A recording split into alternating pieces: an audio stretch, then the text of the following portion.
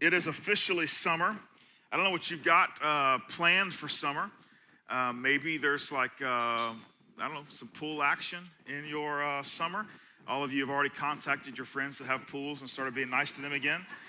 And so maybe that's the plan. I don't know. Any of you have like baby newborns and you're on your plan is you're going to call it swimming lessons, but it's really child abuse. You take the baby and you just throw them in the water and you just hope they become bobbers and turn face up. Anyone planning on doing that? I'm just curious. I saw it on the internet the other day and I was like, what?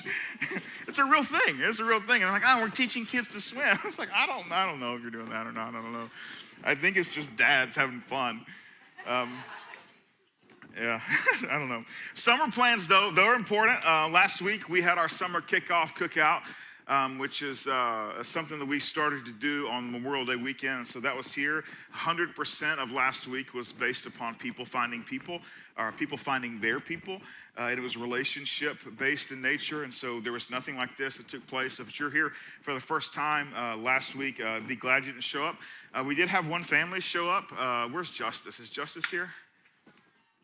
He's not. Justice invited a family, didn't tell them that last week, and they came to the 9. So I was going to embarrass Justice, but he's fine. So Justice, you're watching online. You're probably not even watching online. He's in trouble. Yeah, I've been waiting for this day. But good news is they came back at the 9, so they didn't really, it didn't bother him that he didn't tell them the truth about what was happening last week. Thanks, Justice. Love you. Yeah. Anyway, so that was last week. Another big thing that we do in summer is the 4th of July parade. It's a big deal because it's a big deal to our city. Our city does 2 really big parades. 4th of July is one of them, and then Christmas, and we take part in that. And I'll have some details on that in just a few minutes. But it's a big deal. It's coming up, you guys, on the 4th of July. And then we have our summer series, and our summer series runs the entire length of the summer. For us, it's going to be 8 weeks, and it's the longest series we do every single year. It's one of my favorite times for a number of different reasons, but we just kind of build upon each week this idea of what we want to teach and walk through throughout the summer. And this year, we've chosen to walk through the life of Moses.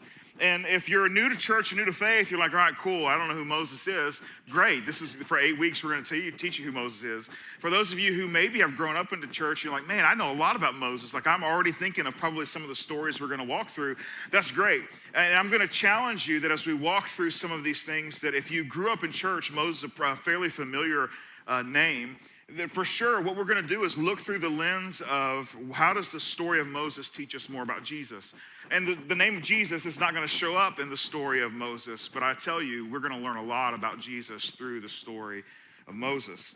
And that's where we're going to jump in. When you think about the importance of Moses, honestly, if you were to do like a little Mount Rushmore of Jewish people throughout history, I'll just narrow it down to 3. I would say you probably have Abraham. Abraham's a big deal. We're not going to go into him. David's a king. He's a big deal. Moses has definitely got to be in the top 3 of folks throughout the history of the Jewish people. Definitely one of the most influential folks. And so that's what we're going to do. The better we get to know the story of Moses, the better we will understand the purpose of Jesus.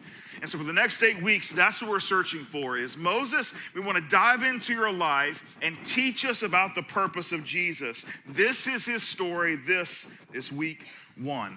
Now, with any story, when you talk about it, you got to figure out, hey, what is the setting? And so for the story of Moses, the life of Moses, what's our setting? And it's just like any other good story. It's in a land far, far away. It's in a land called Egypt. We actually know Egypt. Like, we've been around Egypt. Have you been to? I haven't been to Egypt. I want to go to Egypt. That'd be fun if anyone wants to take me. Let's go. Actually, I have no idea. Alexandria. I want to go to Alexandria. There's a library, all kind of things. We should do that.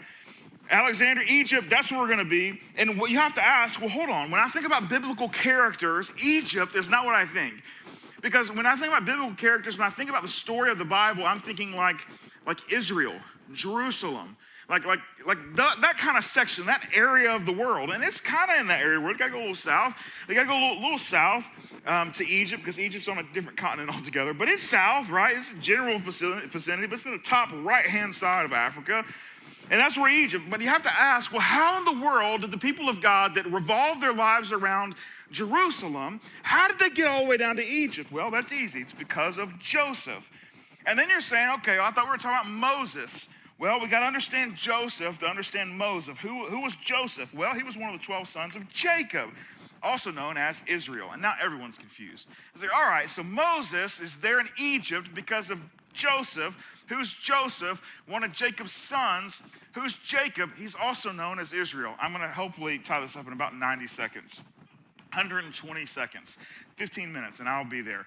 This is what we're going to do, right? So Jacob had a twin. Anybody know Jacob's twin name? Bible Bowl. Hey, Esau. That was pretty good. Yeah, I don't know who over here had it first. It was almost in unison. Was it right here? Yeah, well, she went to Bible college. She should know. That's right. Uh-huh. That's right. That's right. Yeah, sure enough, Esau. We're not talking about Esau today. We're talking about Jacob. Jacob had a bunch of boys, like a dozen of them. And the thing was, Joseph was his favorite. Joseph was so much his favorite, it created some tension with the other brothers. You have no idea why. Like, why would that do it? Favoritism showing. There was it. And so the relationship became pretty tense between Joseph and the rest of his brothers. And it became so intense that his older brothers faked Joseph's death and sold him into slavery. That's what happened, which is just normal behavior for the youngest and the oldest, I would think, in whatever century this was. It was a long time ago. That's what they did. They faked his death.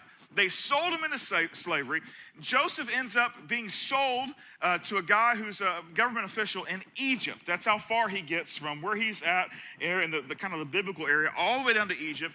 And through a long story, we could do a whole series just on the life of Joseph, which we're not going to do right now, maybe later, some other time. Joseph gets down there, and through a huge series of events, he ends up serving Pharaoh, which I know is crazy. How do you go from a slave? He then goes to prison, and in prison, he meets a guy that works with Pharaoh. And this guy that he meets that works with Pharaoh is having some really concerning dreams. They're like giving him nightmares. He's like, this is creating some anguish with me. And Joseph, by the power of God, says, hey, this is what the dream means. And so that guy that works with Pharaoh eventually gets out of prison and is standing with Pharaoh. Pharaoh starts to have some pretty bad dreams, and he calls in all of his wise men. He says, hey, I'm having these dreams. They're keeping me up at night.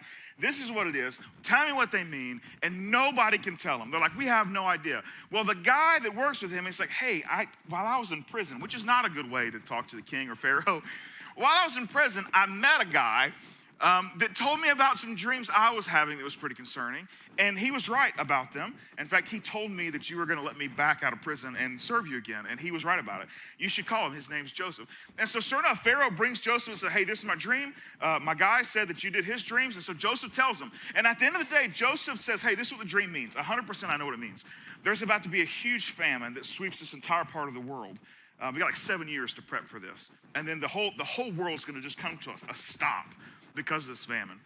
And so he believes him, and he said to me, he said, all right, if this is you, create the plan, make it to where in 7 years we're going to be fine. So Joseph gets to work on it.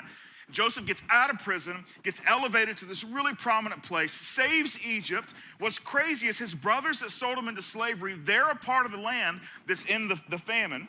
And so they end up coming to Egypt for food because Egypt's got so much food because Joseph arranged it because he had 7 years heads up. And so they show up. Joseph sees him, recognizes him. They don't recognize him. He does all these things. He goes to Pharaoh. He's like, hey, can I bring my family to Egypt? And he's like, yeah. And he gives him a piece of land. He says, your family can have this little piece of land right here. And so Joseph brings his family from Canaan, which is where he grew up. That's where he was sold from slavery, where his death was faked, that whole thing, which that's a whole another fascinating story. And he gets this little piece of land in the Nile Delta, which we got a picture of. That's a modern day, this is from Google Maps. We put a little dot in the land of Goshen. And that's the land that Pharaoh said, hey, your family can go and live right here. It's a very lush area, as you can see. As I said, it's Google Maps. There was a picture that was taken just in the last couple of months. And so that's where Joseph and his family settled. Now, Exodus tells us how many people there were. Exodus 1:5 says, the descendants of Jacob, again, who was Jacob was Joseph's dad. Jacob's other name was also what? Israel, got it. The descendants of Jacob numbered 70 in all. So 70 folks, that was Joseph's family. 70 folks came and settled in that little red dot there at the Nile Delta in Egypt. 70 folks. Now, we fast forward just a little bit. You're like, where is Moses? We're getting there. We got a few generations to go, but we're getting there. Exodus 1:6 says this. Now Joseph and all his brothers and all that generation died. But the Israelites were exceedingly fruitful. They multiplied greatly, increased in numbers, and became so numerous that the land was filled with them. The Bible always PGs everything. It says the Israelites were exceedingly fruitful. They multiplied greatly. You know what that means, right? You know what that means. They're called Israelites. Sometimes they're called rabbits. That's what it is. It's just everywhere. Things were going well. In other words, when it says the whole land was filled with them, that's more than 70. 70 is just a little block. It's like a block on a neighborhood, but it says, no, the whole land started to fill up with them. That's great. That's incredible. Joseph's gone, but man, the legacy that he's left, what a gift. What a gift to be sold into slavery, have your death faked, to be at a government guy's house, get thrown into prison, out of prison, right hand to Pharaoh, saves Egypt, saves the other lands around Egypt, and then your gift for that is, I'm going to give your family land, not just any land, incredible green, fruitful land, and you're going to go from 70 to so many, they're like, we don't even count them, it's just they keep multiplying so much so this is how we describe them. We used to could count them, now the way that we describe them is they're everywhere. Until we get to verse 8. Then a new king to whom Joseph meant nothing came to power in Egypt. Look, he said to his people, the Israelites have become far too numerous for us. Come, we must deal shrewdly with them, or they will become even more numerous, and if war breaks out, we'll join our enemies, fight against us, and leave the country. So new Pharaoh comes to power. New king, new Pharaoh comes to power. And he doesn't know Joseph. He has no strings attached to Joseph. And so there must have been a shift in dynasty. Something has happened, right? And there's scholars, when you go back and start looking into this, they kind of point to which pharaohic, that's not a word, dynasties there are there. And so, but we're not actually sure. But they start pointing to it. So there was some kind of shift where the guy who became in charge had zero ties to Joseph or his family. And all of a sudden, he starts talking to his advisors. He's like, where did all these jabronis come from? Like, who let them in the country? Why are they here in this place? And so much so, he's like, look, I can't even count them, but I do know there's more of them than us. So if something goes down with one of our enemies, then they're going to get them on their side, and we're toast. This is no good. So we can't do this. So we need to start dealing with them harshly, shrewdly, to make sure we keep them in check. Now, his plan had two parts. We're going to get into part 1. Exodus 1:11 says, so they put slave masters over them to oppress them with forced labor, and they built Pithom and Ramses as store cities for Pharaoh. But the more they were oppressed, the more they multiplied and spread. So the Egyptians came to dread the Israelites and worked them ruthlessly. They made their lives bitter with harsh labor in brick and mortar and with all kinds of work in the fields. In their harsh labor, the Egyptians worked them ruthlessly. The idea was to wear them down, to demoralize them. But it said the more they did it, the more they multiplied. When I'm reading this passage, we can't do it because of copyright issues. But I wanted to, you can just do it in your head. It's such a familiar thing. You can just do it in your head. As I'm reading it, I just want you to start hearing the Eye of the Tiger theme music. That's what I want you to hear. It says, so they put slave masters over them. Da-da-da-da-da-da-da. You know what I'm talking about? To oppress them with forced labor. And they built Pithom and Ramses, storehouses of Pharaoh. But the more they were oppressed, the more they multiplied. You know what I'm talking about? Like, they're getting pumped. They're like, bring it. Make us make bricks. Make us make mortar. We will have more babies. That's what we like to do. We like to brick. We like to baby. That's what we like to do. Now, I'll tell you this. This idea of the people of God being oppressed and multiplying is a recurring theme in the story of God. It's not just a biblical moment. This is a recurring theme even today. Go anywhere in the world you want to and find places where the church is persecuted, where the church is punched in the mouth. And yes, there is a recoil. There's a moment where it's like, man, that hurt.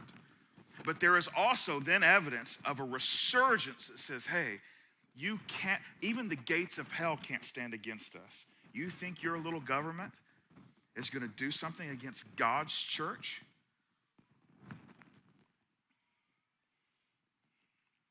So that was part one of the plan. Part two, verse 15. The king of Egypt said to the Hebrew midwives, those whose names were Shiphrah and Puah, when you are helping the Hebrew women during childbirth on the delivery stool, if you see the baby is a boy, kill him. But if it's a girl, let her live. So when we read this, so the harsh labor, that didn't work. They continued to multiply. He said, well, if they're going to continue to multiply, we've got to figure out a way to stop them from multiplying. And so we're just going to kill the boys. Now, if we pay close attention, this wasn't an open execution where it was like, hey, we're going to send midwives in and they're just going to execute children. No, the language says, hey, when you're sitting on the birthing stool, in other words, for those of you who have not been to an Egyptian birthing class or whatever, I haven't either, but in my mind, it's like there's a birthing stool. It's probably a little lower than normal stools to put you in a very good place to receive a baby. And so you're going to receive the baby. But at that moment, it was, hey, if it's a boy, right, head out first. That's the way it works. Head out, and then if there's a boy, then you're going to snuff the life out of it. So I don't know if it's suffocation. We're just going to right there on the neck. But there's going to be something, and then your response is going to be, I'm so sorry. I'm so sorry. So it wasn't going to be like, okay, the midwives are going to be just like turned into soldiers who are walking into birthing rooms and just saying, hey, I'm here to take your baby boy from you. No, it was going to be done like undercover. Like it was going to come out as, oh man, I'm so sorry. That was the idea, right? That's why they sent midwives in to do it. It wasn't soldiers in to kill in the birthing room. It was, no, they're not going to know. They're going to think their baby was born without any life in it. Verse 17. The midwives, however, feared God and did not do what the king of Egypt had told them to do. They let the boys live. You know, a lot of times we paint God as someone who's a little harsh. And maybe we've even convinced ourselves sometimes that God wants us to love him and he wants to just love us. But there's also something to be said about the reality of having a healthy fear of God. Because it was in this moment that the midwives had to decide, who do I fear more? A government or God? And in that moment, they decided, I'm going to attach my soul and who I want to be to something that's eternal, not something that's temporary. And it was a fear of God that led them to that conclusion.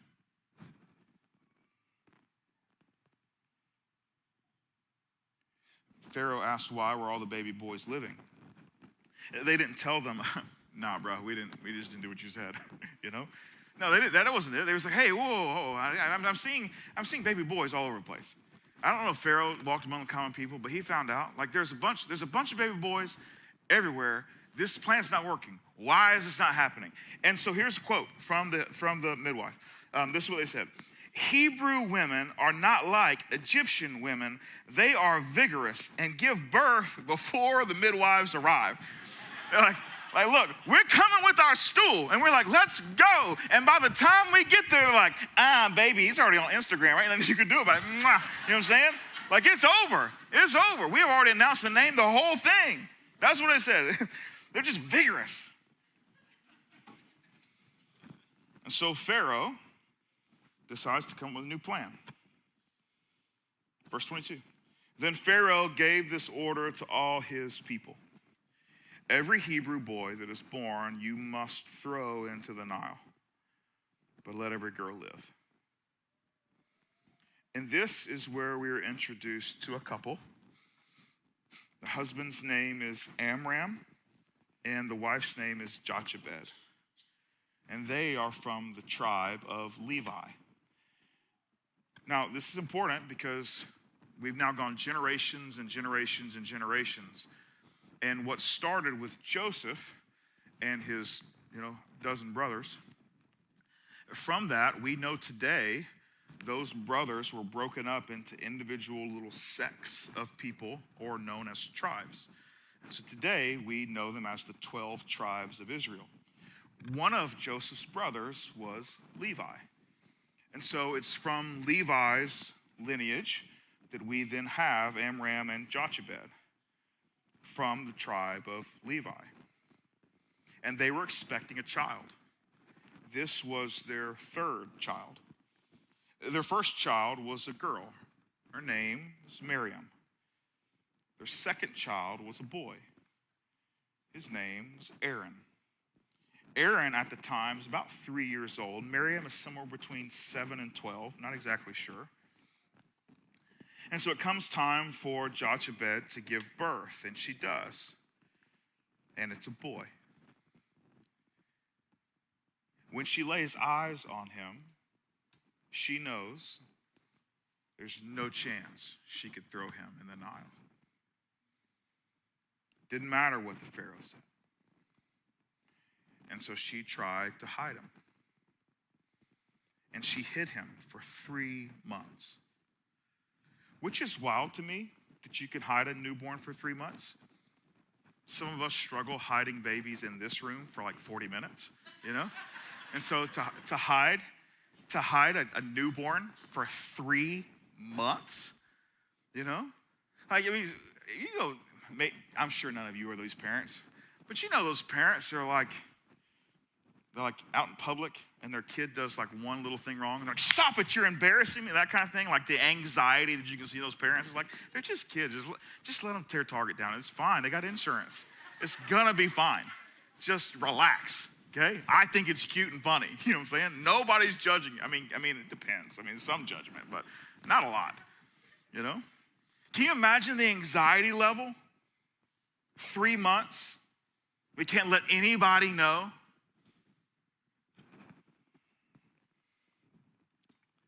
Exodus 2:3. But when she could hide him no longer, she got a papyrus basket for him and coated it with tar and pitch. Then she placed the child in it and put it among the reeds along the bank of the Nile.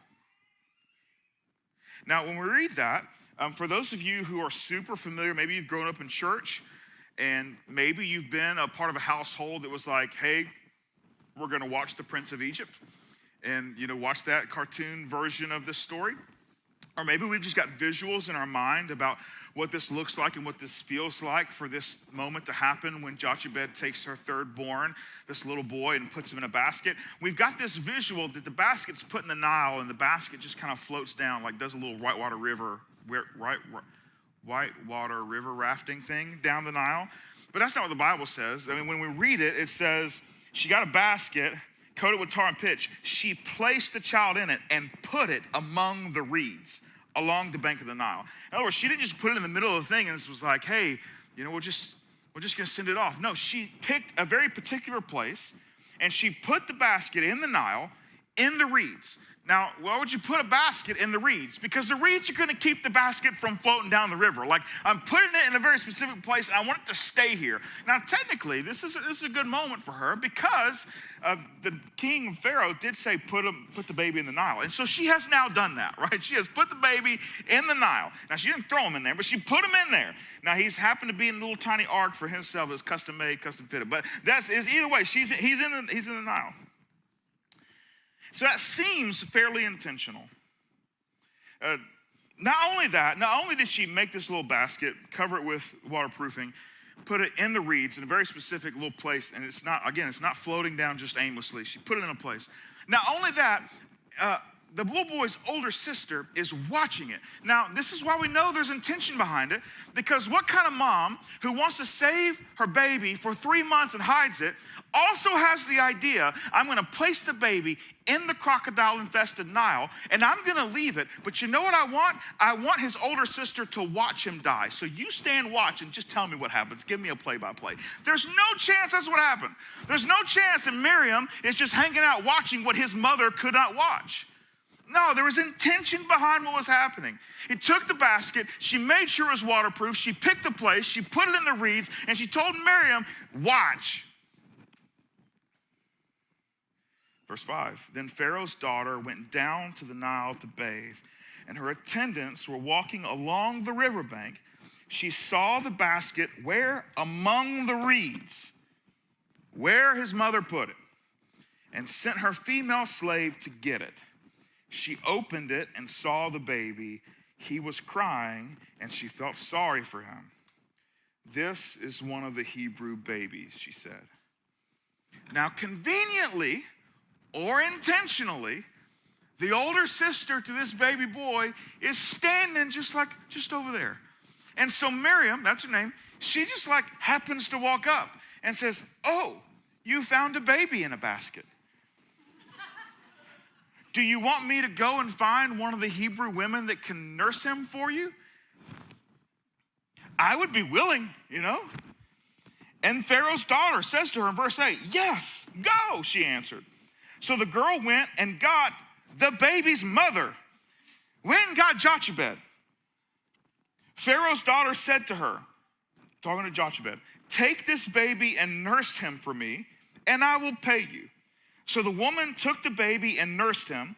When the child grew older, she took him to Pharaoh's daughter, and he became her son. She named him Moses, saying, "I drew him out of the water." I don't know if any of you mamas have ever thought about getting paid to nurse your own child. I think it's a pretty good gig. That sounds like that's a good thing. You know what I'm saying?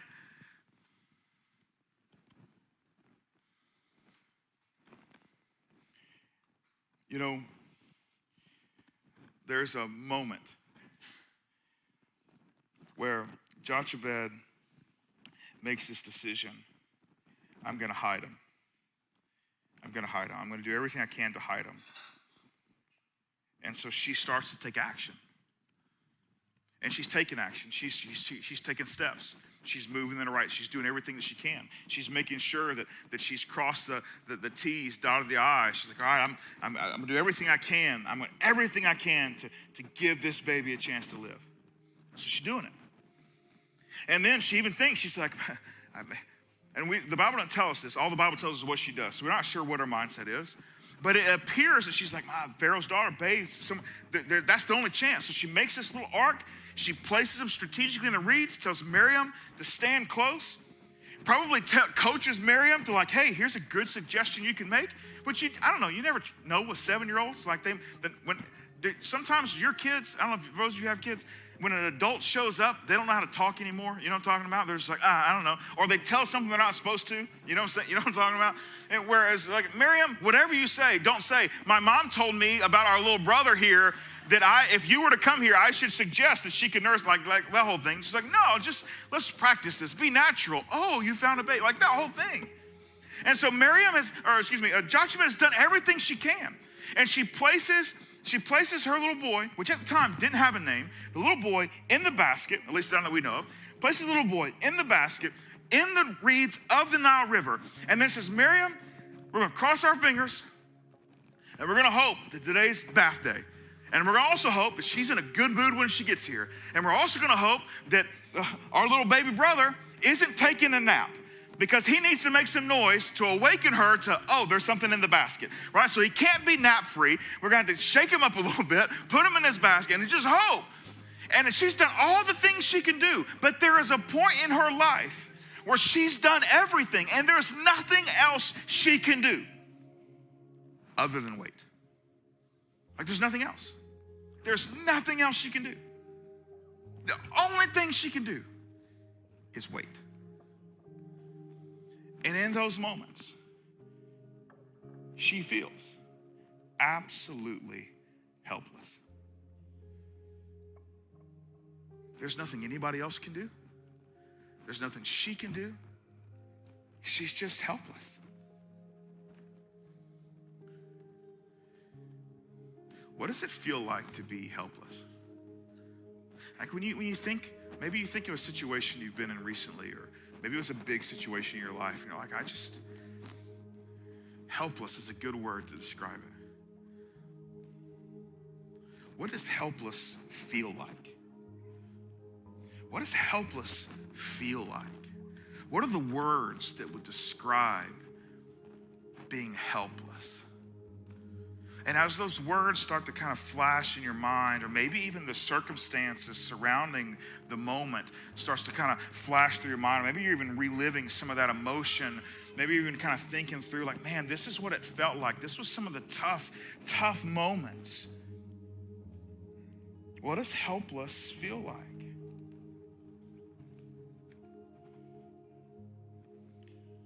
Once you've gotten a hold of what helpless feels like, I want you to put your mind in a place to receive what I'm going to say about it. This is a true statement. As a follower of Jesus, helpless will never be synonymous with hopeless. There will be moments in our life where there's nothing else we can do, when we honestly are the definition of helpless. But there will never be a moment in your life as a follower of Jesus where you are hopeless. And that's true because God knows you. God knows how you got in the situation to become helpless. Whether that was a decision you made or a series of decisions you've made, or it was a decision or series of decisions that someone else made in your direction, whether it was abuse or neglect or feeling something else where it was out of your control completely, but yet here you are. God knows those details. And in the midst of whether it was your fault or someone else's fault in your helplessness, he still loves you. And not only does he know you and love you, here is the truth, he has a plan for what you should do with this moment of helplessness. And because of that, he's with you. Now, you might push back and say, it doesn't feel like he's with me. I mean, if he was with me, why would I be helpless? I mean, doesn't the definition of God rule out the ability for him to also be helpless? Well, just because he's with you doesn't mean he couldn't snap his fingers and make everything right. It's just that he's with you and he's chosen not to. Why? I don't know. You have to ask him that. And those are really good questions. You should ask him sometimes, why this? But what we have is not so much a lot of answers. What we do have are a lot of examples. Because here's the thing. We might even come to the conclusion, which I think is a very good conclusion, that Jochebed responded in an incredibly healthy way. In fact, the author of Hebrews is a book in the New Testament, which is a long ways from the Old Testament, which is where this story of Moses is, recounts and gives us some insight into Moses' parents. It says this, by faith, Moses' parents hid him for 3 months after he was born because they saw he was no ordinary child and they were not afraid of the king's edict. And so now when we think about that, we're like, well, of course, that's a step of faith. They built a little papyrus ark. They waterproofed it. They put a 3-month-old in it and put him in one of the most dangerous rivers in the world, in a hostile country where there was a death warrant for any baby boy. Of course, that's a lot of faith. Don't talk to me about people who have a lot of faith. Talk to me about what do people like me do in the midst of my situation. Well, think about it. Let's pause just for a second before we make sweeping assumptions about people's lives and how they got their faith. Remember, this is why it's so important that we understand Joseph and Jacob/Israel and his whole story of how they got to Egypt, because they've been in Egypt now for generations. They've been enslaved for generations. In other words, it's not just Jochebed and Amram that were experiencing slavery. Their parents experienced the same thing, and their grandparents, and their great-grandparents, and their great-great-grandparents. And you know what all of them were born into? Brutality, ruthlessness, abuse. And you know how many generations have gone by where they just kept saying, God, where are you? Remind them about Joseph. Remind them about our significance. Remind them who we are. Have you forgotten who we are? However, that's not what happened with that group of people. The more they were oppressed, the more they grew. the more they were oppressed, the more they pressed into understanding the nature of God. Now, I don't know, I'm not sure why why God chose Jochebed and Amram out of all of the thousands and thousands of families, and undoubtedly all of the thousands of baby boys that were thrown into the Nile, for that third born, the baby of the family, who would now be known to us in biblical history as Moses. I don't know why they chose them to express their faith in this way. I don't know. But what I do know is that even though generations of their family had been enslaved, when it came time for them to take a step of faith, they were ready. Which meant that for generations they had pressed into a God that seemingly had forgotten them, because they realized that their faith was not about their current temporary circumstances, but their faith was attached to something that was eternal. And so if this world doesn't go our way, resurrection is still in sight.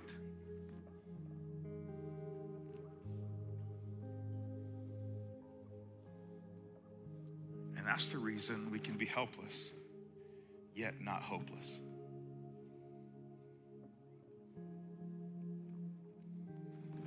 The question is, how do we have that kind of faith? Sometimes faith is about you taking a next step. It's about hiding the baby for 3 months. It's about building a basket, learning how to waterproof it, placing the infant in it, and setting it in the Nile. And then sometimes faith is about waiting. Waiting for God to do something that you can't do yourself.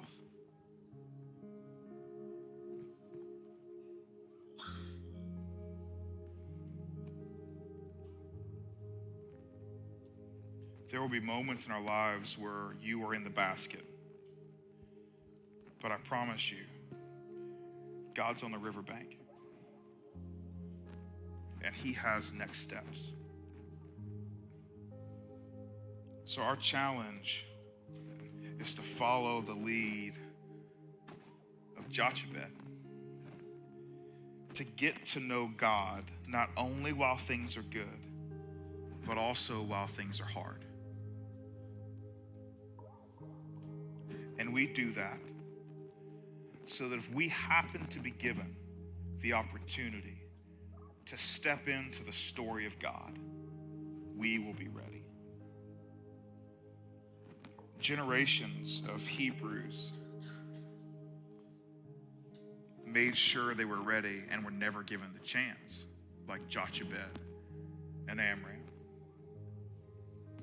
But even still, their preparation wasn't in vain, because it was their preparation that created the community where Jochebed and Amram were brought up. It was that community, that village, that grew a faith in a couple, that grew up in slavery, that grew up faithful in the good, but especially the bad. So when given the opportunity to have their names written in the story of God for the rest of humanity's history, they were ready. You know, I would imagine that before this morning, if I had put each of you on the spot, I would say less than probably 15 of you would have known the name of the mother of Moses. But I bet 99% of you would have at least recognized the name Moses. And honestly, I think that gets at the heart of faithful parents. Spends their entire life faithful so that they might do something on behalf of their children, to put them in a place to do something incredible. This is the beginning, and only the beginning, of the story of Moses.